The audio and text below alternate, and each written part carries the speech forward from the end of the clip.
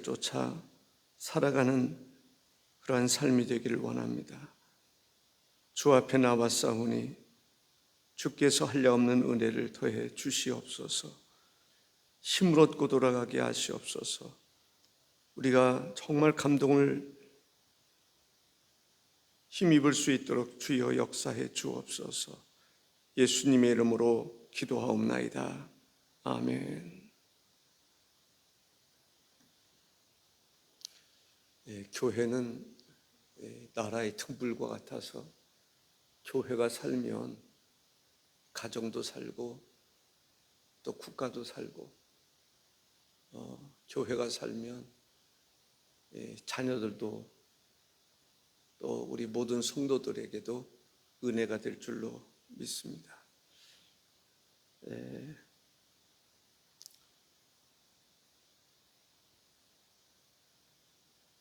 초대교회의 어떤 모델을 우리가 생각하면서 우리의 신앙을 점검해 볼 수 있으면 좋겠습니다. 초대교회는 어떤 교회였을까? 우리가 마가의 다락방에서 볼 수 있었던 것처럼 성령이 충만한 교회, 성령의 감동을 받아서 뛰쳐나가기도 하고 복음을 전하기도 하고, 성령의 감동을 받아서 구제하기도 하고 봉사하기도 하고, 성령의 감동을 받는 것이 참 중요한 것 같아요. 성령의 충만함을 받는, 우리가 하나님 앞에 성령의 충만한 교회, 성령이 충만한 성도가 돼서 성령의 나타나심, 성령을 쫓아 살아가는 성도가 되기를 기도하시기를 바랍니다. 이 초대교회는 기도하는 교회였습니다. 기도하는 가운데 성령을 받고 또 성령을 힘입어서 날마다 기도하는 교회, 기도가 숨쉬는 교회. 내 집은 만민이 기도하는 집이라고 그랬는데 하나님의 집에서 기도 소리가 그치지 않는 그러한 교회라고 생각하시면 좋겠습니다. 이 초대교회 성도들에게 한번 물어볼 수 있으면 물어보면 좋겠어요. 초대교회 성도들은 어떻게 살았습니까? 이 성령의 역사를 그들은 날마다 경험하면서 살았고, 하나님 앞에 정말 바울과 실라가 옥중에서 기도했던 것처럼, 베드로가 감옥에 갇혔을 때 성도들이 기도했던 것처럼 초대교회는 기도가 숨쉬는 교회, 기도하는 성도들이 있는 교회라고 아마 초대교회 성도들은 소개하리라고 생각을 합니다. 저는 미국의 대통령들을 보면 부러울 때가 있어요. 그 사람들은 대통령이 됐든지 국회의원이 됐든지 어떤 중요한 문제가 있으면 기도를 많이 합니다. 이 메가더 장군도 보면은 늘 기도하는, 역시 그 청교도들의 그 정신을 지금도 이어가는 것을 볼 수가 있습니다. 트럼프 대통령도 기도 생활을 많이 하는, 우리나라 대통령도 정말 하나님 앞에 기도 많이 하는 대통령들이 됐으면 좋겠고, 국회의원들이 될 수 있으면 좋겠다. 전쟁을 할 때에도 전쟁이 하나님께 속한 줄로 알고 하나님 앞에 기도를 쉬지 않는 그러한 대통령과 또 국회의원들과, 국회의원들도 크리스찬들도 국회의원으로 활동하다 보면 기도 안 하는 것 같아요. 더 기도해야 되는데 이 기도의 중요성을 모르기 때문에 아닌가, 그런 생각이 듭니다. 아말렉과의 전쟁에서 또 히스기야의 경우는 이 아수르와의 전쟁에서 기도하는 것을 보게 됩니다. 기도하면 하나님이 움직이시고, 기도하지 않으면 사탄이 움직여요. 하나님은 움직이지 않아요. 그래서 오늘 우리가 터치 전도를 통해서 정말 가장 중점적으로 생각해야 될 것이 기도는 거예요. 이 새벽 40일 기도, 뭐 릴레이 기도도 생각하다가 못했습니다만은 우리가 기도 외에는 이러한 능력이 귀신이 쫓겨나고 병든 자가 고침받고 하나님의 역사는 기도 속에서 이루어진다. 예수님도 공생의 기간을 비롯해서 늘 기도하는 생활을 했던 것을 볼 수가 있습니다. 정말 새벽을 깨울 수 있는 모든 성도들이 될 수 있기를 바랍니다.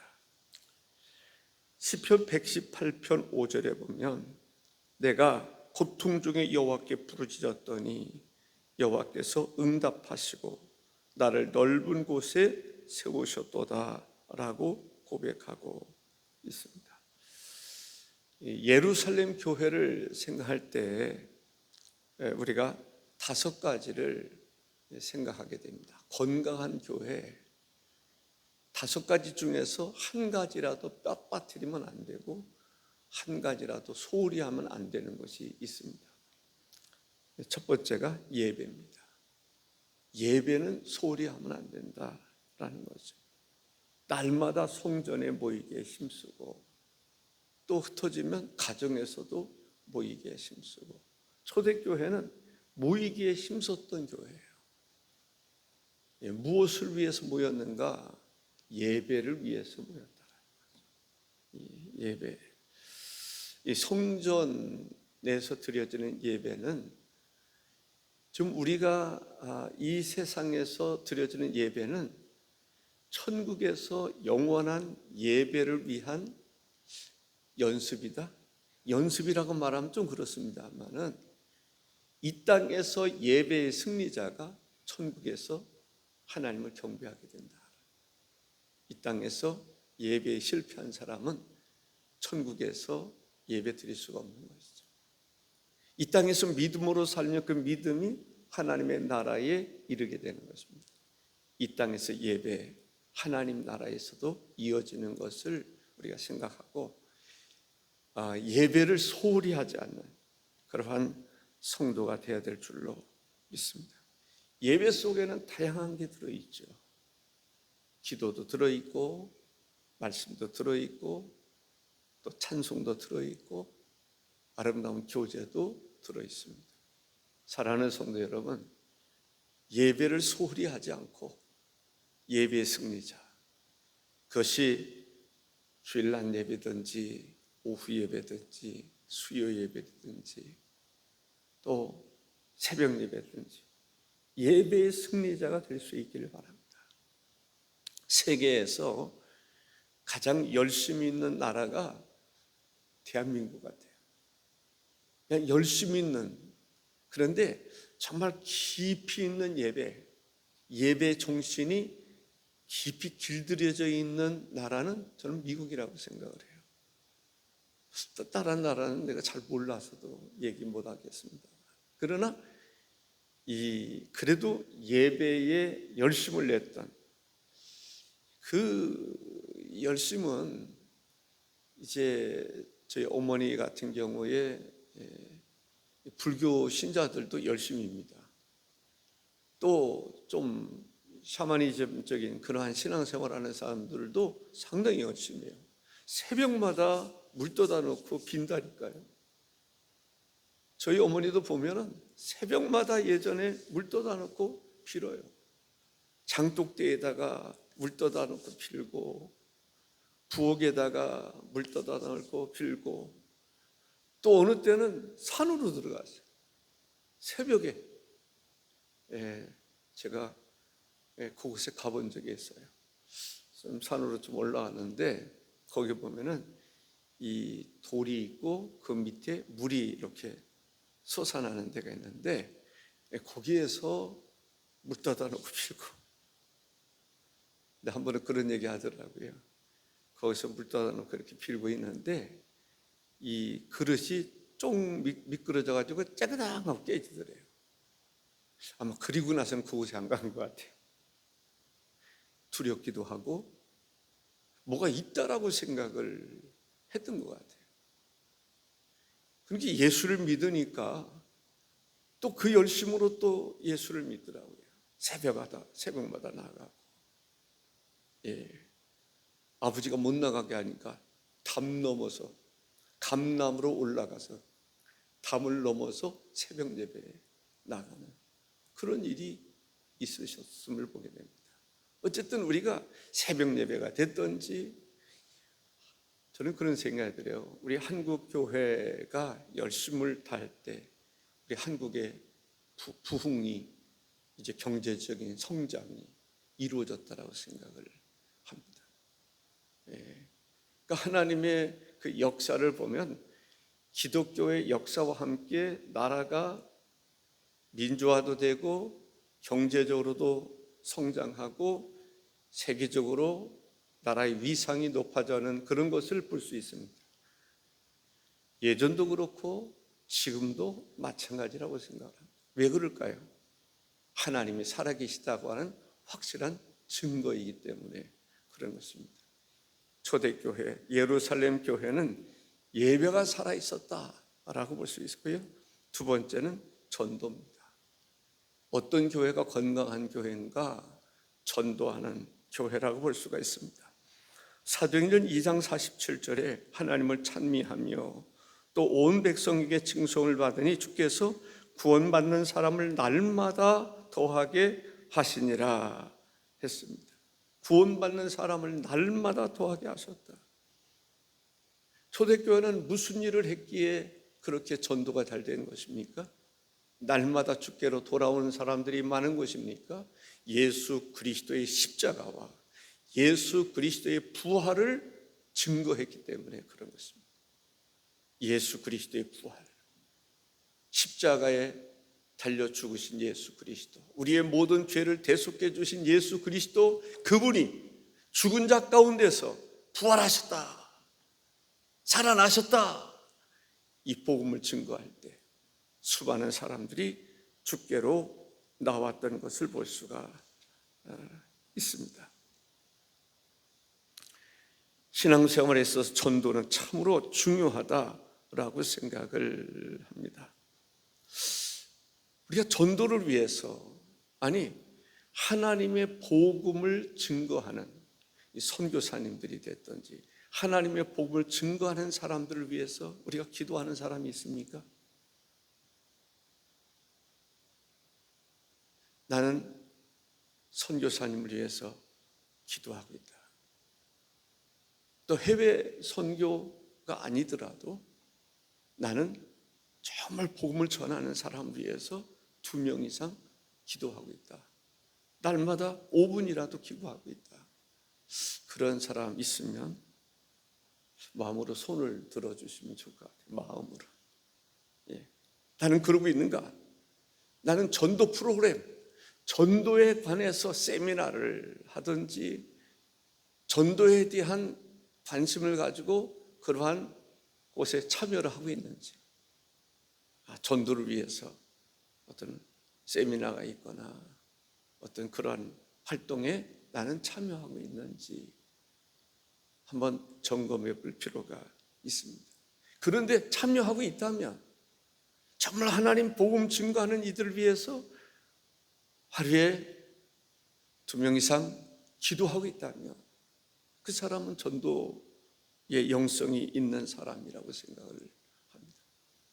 우리가 전도를 위해서 헌금을 하면서 이 헌금이 전도를 위해서 정말 잘 쓰여지기를 위해서 기도하는 사람이 있다면 아마 그 사람은 분명 전도에 대한 관심이 있는 사람이라고 볼 수가 있습니다. 나는 전도를 위해서 지금도 접촉하는 사람이 있다, 만나고 있다, 실제적으로 복음을 전하고 있는 사람이 있다면 그 사람은 전도에 대한 관심이 있는 사람이라고 볼 수가 있습니다. 우리가 터치전도에서 볼 수 있는 것처럼 1년에 한 사람, 정말 전도를 위해서 내가 전도함으로 인해서 세례를 받는다든가 정말 예수를 믿는 사람이 있다면 그 사람은 전도하는 사람일 것입니다. 그러나 이것도 저것도 아무것도 아니다, 그러면 과연 그 사람의 마음속에 전도의 영성이 있는가 한번 점검해 볼 필요가 있다라고 생각합니다. 초대교회 성도들, 교회가 그냥 부흥된 게 아닙니다. 하나님의 복음을 목숨을 걸고 전하는 그 전도의 교회 부흥이 있었다라는 것입니다. 세 번째는 성도의 교제입니다. 42절에 보면 그들이 사도의 가르침을 받아 서로 교제하고 떡을 떼며 오로지 기도하기를 심쓰니라. 교제했다. 참 여러분들 만나면 항상 좋은 사람이 있어요. 헤어지면 또 보고 싶은 사람이 있어요. 교회가 그런 공동체가 돼야 될 줄로 믿습니다. 저는 만나고 싶고 주일날 만나고 싶은 사람, 또 헤어지면 또 보고 싶은 사람, 주일이 기다려지는 사람, 주일을 준비할 수 있는 사람, 그런 성도들의 교제가 있는 그러한 교회가 건강한 교회다라고 볼 수 있는 것이죠. 이 교회 규모가 클수록 요즘에는 그런 사람들이 있대요. 큰 교회로 등록하는 이유는 교제하지 않기 위해서다. 등록하지 않고 너가 왜 왔느냐, 어떤 오래된 얘기지만은요, 어느 목사님, 제 동료 목사님이 태평동 그쪽에서 목회를 하실 때에 어떤 분이 교회로 왔어요. 어떻게 오셨습니까? 그럼 또 교회 등록하세요. 이렇게 물었더니 여기 교회를 나오고 싶은데 조건이 있습니다. 아는 척하지 마세요. 신방할 생각하지 마세요. 그냥 나 혼자 왔다가 그냥 가는 것으로 족하게 여겨주시면 좋겠다. 제가 옛날에도 그런 얘기를 한 적이 있습니다. 그때 당시 그게 충격이었어요, 저에게 있어서는. 근데 지금은 큰 교회에 가는 이유 중에 하나가 등록하지 않고 서로 교제하지 않기 위해서는. 귀찮게 울지 말아라. 내가 그냥 가서 예배 드리고 오는 것으로 촉하고자 하는 그런 사람이 있다라는 거죠. 그러나 그런 사람들이 신앙이 성장할 수 있겠느냐? 그렇지 않다. 신앙생활을 혼자 하는 게 아니란 말이죠. 서로 공동체, 서로의 관계 속에서 신앙이 성장하는 게 하게 된다. 너 혼자 하다가 낙심하고 좌절하면 이끌어줄 사람이 없잖아요. 혼자 여행하는 것보다도 같이 여행할 수 있는 사람이 있다면 같이 여행하는 것을 즐거워할 수 있는, 신앙생활도 혼자 하는 것이 아니라 함께 할 수 있는, 그것이 바로 성도의 아름다운 교제라고 볼 수가 있습니다. 네 번째는 봉사입니다. 44절 45절에 보니까 믿는 사람이 다 함께해서 모든 물건을 서로 통용하고 또 재산과 소유를 팔아 각 사람의 필요를 따라 나눠주며 라고 말합니다. 참 희한한 일이죠. 자기 소유를 팔아서, 교회에서 교회 돈 가지고는 우리가 누구든지 할 수 있어요.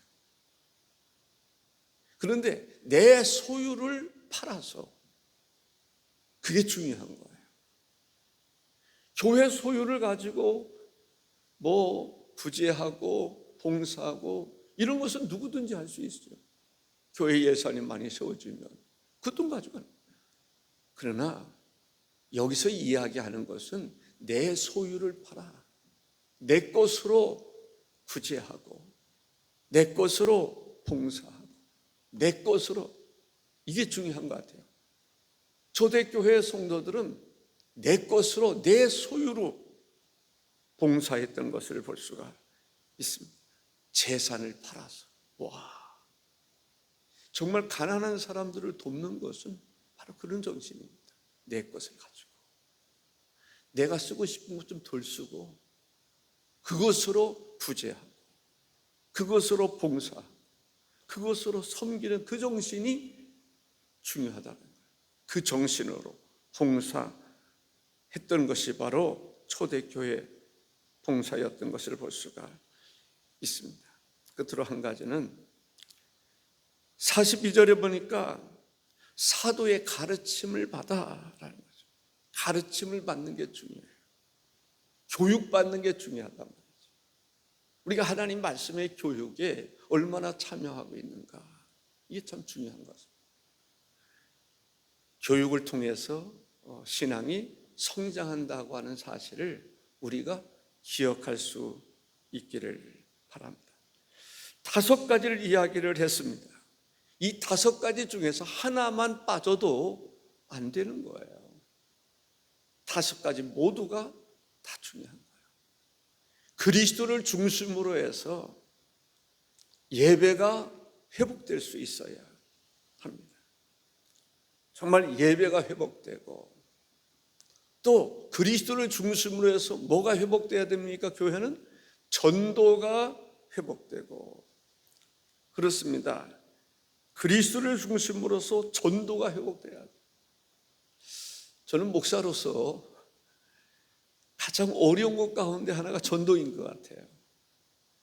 어느 때는 전도를 해야 되겠다 해가지고 이 차에다가 테이블 싣고, 또 때로는 선물 싣고 가가지고 전도도 해봅니다만은 지속적으로 잘 안 됐어요. 예전에도 이 한울 아파트 앞 이쪽에 대림 그쪽에 길에 차 아침에 밀릴 때 놓고 하면서 전도했던 일이 생각이 납니다. 그때 한 사람이 그 전도로 인해서 우리 교회 등록했던 일이 있었습니다. 전도에 대한 얘기는 많이 하면서도 실제적으로 가장 어려운 것이 전도지 않았나라는 생각이 들어요. 왜냐하면 주로 교회 안에서 생활하잖아요. 말씀 준비하고 뭐 이러다 보니까 어제는 설교를 준비하다가